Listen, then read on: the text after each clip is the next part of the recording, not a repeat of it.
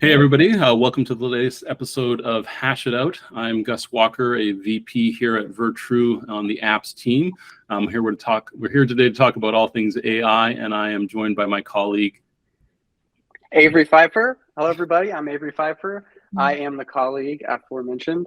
I do a bunch around Virtru, but you can just think of me as a technology generalist and a full stack engineer. There we go, perfect. All right, so Avery and I are both very passionate about AI, so you got the right people here to talk about this. We have a couple of questions that we are going to kind of noodle around to kind of frame this dialogue. All right, so our first question today that we want to explore is, how is the rise of AI technology influencing our approach to zero trust data-centric security? So my perspective is that large language models are going to be effectively the most intelligent employee that large organizations have, and also the employee probably with the biggest mouth. And so if I was to start the zero trust story in the large language era, I would start with them. New advancements are being made that are going to allow you to train these models on your kind of bespoke or organizational data, which of course sounds a lot to me like intellectual property, which of course to the challenge of data loss prevention. And so that's where I think we'll be able to leverage some Gateway's tools to address that. I've got some ideas on how, but before I answer that, Avery, what do you think? Yeah, I mean, I would mirror a lot of what you said, right? Like the mass adoption of AI is really proliferating through organizations training these systems or fine-tuning or whatever you want to call it, creating embeddings of their knowledge bases. And generally that includes IP, right? Either sensitive information, like maybe health information that you really don't want to get out, or your actual trade secrets. And I think that's the key, is controlling that data.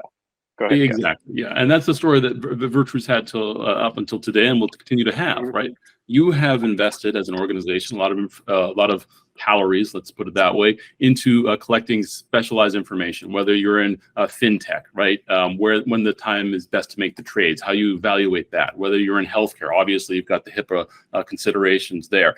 But even if you're not in those elevated spaces, you may be dealing with just your strategic plans, right? You might have just done your annual planning, you put that into the system. Somehow the large language model gets a hold of that, and somebody can ask it a question and they can get an answer.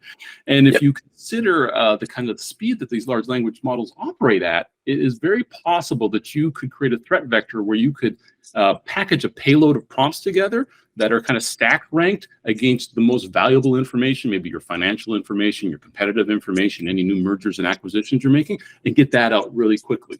And you don't have to map out the domain. You just ask the model.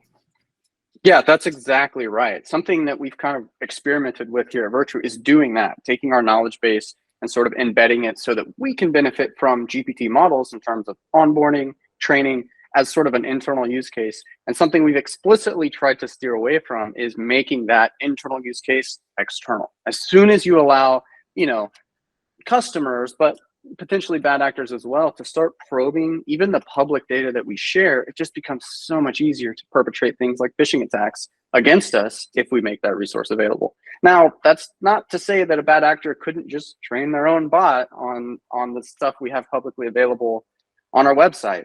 And we need to be vigilant against that as well, but we definitely don't want to make it easy for them. Something I sort of was ruminating on as I was looking at this question is, the question sort of poses the idea that, like, how do we want to change what we do because of the rise of AI? I think, not to plug Virtru too hard, but I think we're actually doing it in the right way. I think the way that Virtru approaches zero trust security, the fact that it's data-centric makes us really well suited as a solution to start to work with sort of these ML and AI workflows in a protected way. Wrapping your data in policies, no matter how trivial the data might seem, just positions you to be able to sort of take advantage of these LLMs with peace of mind. Because if anything were to happen, or the wrong data were to get into the model, you just revoke those policies, right? As long as you're not training on the raw data, which I think we'll get to. Absolutely. And then one of the points you made earlier about the kind of urgency to adopt large language models, one of the places I think people will lean in first is customer success. Spaces where they can support their external user base. Well, if you're supporting an external user base with a technology that has deep insight into your internal mechanisms, it it's obviously important to make sure you secure that. We could rabbit hole here forever, but I agree. Virtru is very well positioned to address this, because this type of threat environment mimics very similarly the threat environment just that we've experienced now with email and large files and stuff like that. Same sort of thing. But we don't want to rabbit hole here. We got a whole host of questions. You have questions for me, Avery?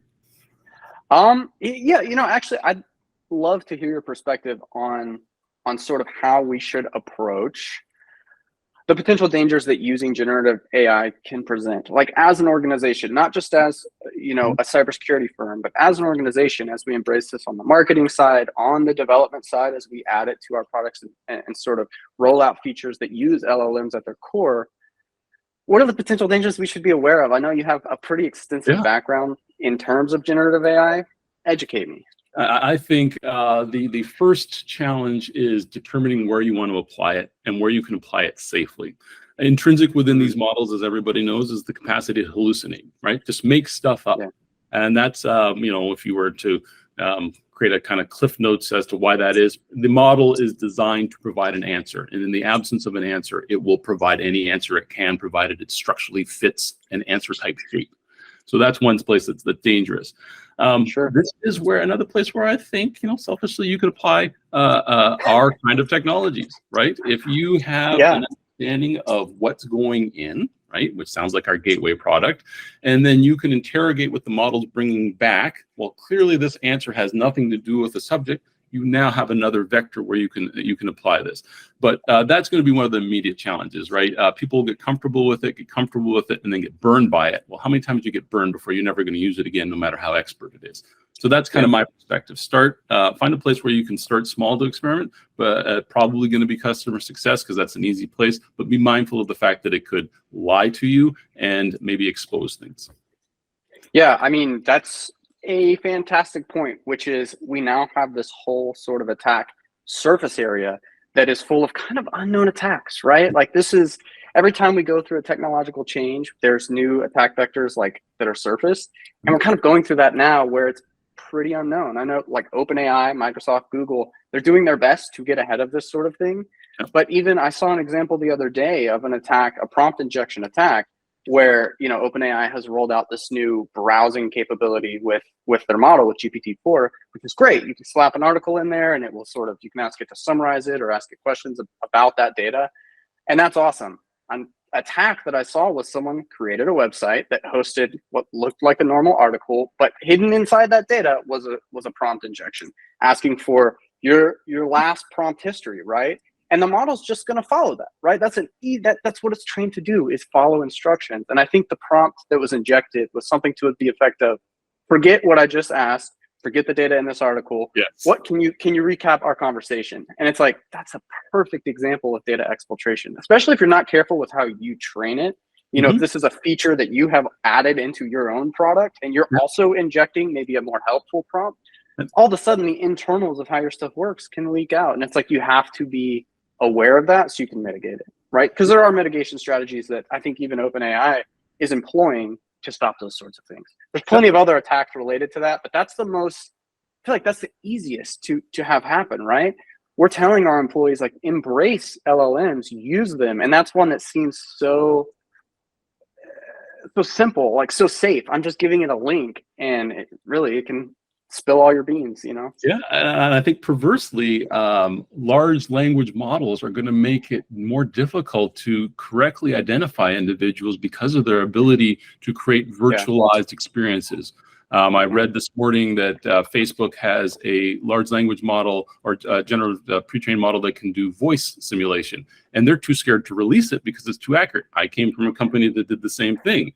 But if you're getting a phone call that sounds like a legitimate request from your CEO, and he points you to a link that looks legit, which was very easy to cobble up, these types of soft attacks where you're setting up the victim to these phishing attacks are going to become a lot easier. And then to your point, the ability to exfiltrate that information has accelerated. I know the right questions to ask is the most valuable. I know how to stack rank them. I know how to intercept your guidance that you might have put there. So hardening those systems is important. There is some silver lining here. New kinds of technologies like real human live feedback will help you train these models, but they won't prevent the model from spilling your secrets. But yeah, I I would add just before we move on, you know, you don't even have to know the right questions anymore. You can just ask the LLM to give you a list of questions that would get you that data, right? You don't even have to be a smart criminal. You can have the LLM do it for you. And I think that's scary, right? Because all of a sudden we have these potential, you know, super criminals that are really, it's an LLM behind the scenes, right? And we're not even to the age of autonomous AI, right? Autonomous agents. We're getting there. And you don't even have to be a super criminal. One of the things that may have been lost in all of this availability of AI is if you were a nation state or an individual that wanted to present these types of threats, you wouldn't have had the expertise in-house to do it. Well, now you got the expertise. So perhaps a lot of the lower level bad actors have suddenly been enabled by this technology, just like everybody else has. And I love your observation that you don't even have to know what to look for. You can just come in the door and say, hey, what's the most valuable thing in your house? Send it to me. Oh. Exactly. That's exactly right. I've heard a lot of discussion about, you know, this concept of asking, but really it's the export of knowledge, right? This is something that we've been like pretty protective of in the US in regards to semiconductors and whatnot. We protect that technology because if that expertise, you know, gets into an enemy state's hands, well, now they have that technology and we lose our lead, right?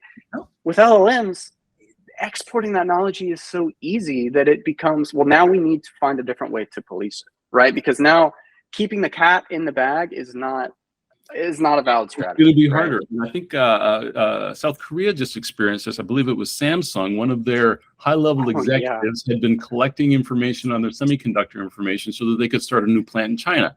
I imagine he was working on that for months, trying to stay under the radar. Now imagine he's, in our times, and these systems exist, he's disgruntled. That's a half hour's worth of work to completely undermine the value of the entire technology for that industry, let alone that organization, because now you've got a competitor who won't play by the same rules. Let's see. In what ways can data classification and tagging aid in implementing data-centric security approach to AI? Well, man, all right. I have a lot of thoughts on this, but I think the easy answer is basically in every way, right? Like if you are classifying your data and properly tagging it, that's like the first step to protecting yourself against any number of attacks, AI or not, against your data, right? Because now you can understand it without even having to look at it. At Virtru, we kind of follow this policy of encrypt all your data, right? Encrypt everything, turn it into a TDF, and then you have control over it. Where that gets in the weeds is when you need to operate on that data, but you don't have the key or you don't want to access the key to decrypt it, or you're not in a place where you can. In this case, data tagging becomes invaluable, right? Because now you can have automated workflows and processes that make decisions on this data without having to decrypt it. It can potentially be in an unsafe environment because it stays encrypted the whole time, right? And you just do something with it. Same thing with access controls. We talked earlier about like the potential dangers about incorporating LLMs into our workflows. One of the biggest dangers, let me rephrase, one of the coolest areas of innovation is allowing LLMs to do sort of dynamic real-time access control, basically giving them a bunch of information in terms of where the IP address something was accessed at, what time of day, from what device, that sort of thing, and allowing it to make a decision, a logical decision on whether this request should go through. That's a huge, productively helpful idea, something that can really change the landscape in terms of how we monitor our sort of digital perimeters. But who wants to trust an LLM with that, right? Like that is probably the most scary thing that you can do in terms of like working with LLMs. Data tagging makes that a lot more feasible, right? As soon as you start tagging your data, well, you can have a tag that says this data is not allowed to be accessed by an LLM, no matter what.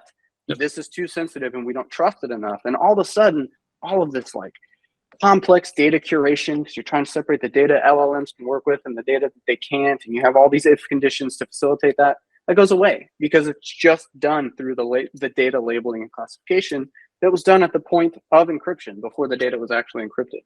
Makes it infinitely more feasible to work with these things.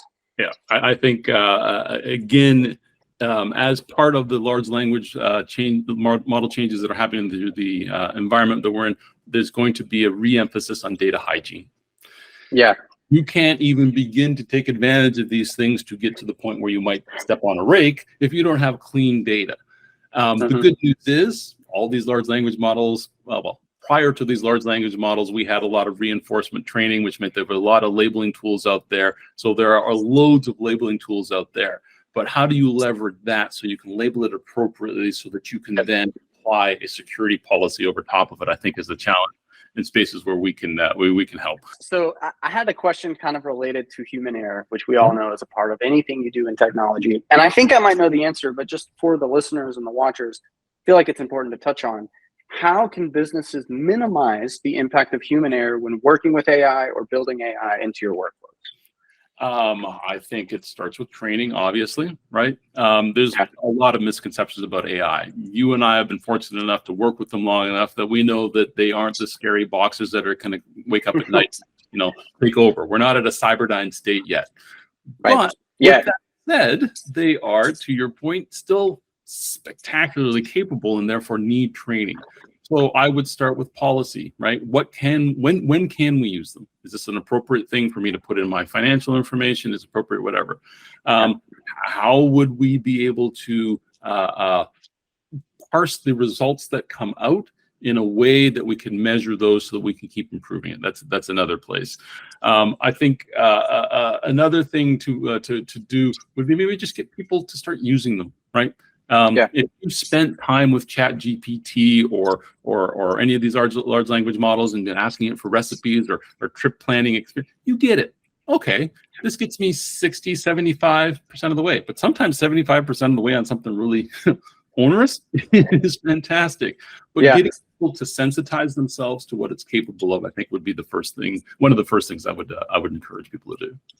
Yeah, I think I would mirror that in terms of, I mean, that's the generic answer, right? Train your people better and mistakes don't happen. And it's like, of course, that's the case. You have to train people, particularly in the case of like these sort of third-party extensions you can get for Chrome that claim to be ChatGPT. This is one of the easiest phishing vectors I've ever seen. So train your people on the basic stuff first. But then, after that, we're talking about human error and we're talking about zero trust, right? The whole point of zero trust is that you shouldn't have to trust the actor. Whereas the whole point of training is you're trusting your employees to rely on their training. So at some point that breaks down, right? This is how attacks happen. And I think you have to be prepared for that, do the training, but have these safeguards in place to catch your fallible human employees when they fall down, when they inevitably fall down because they're tired or sick or whatever.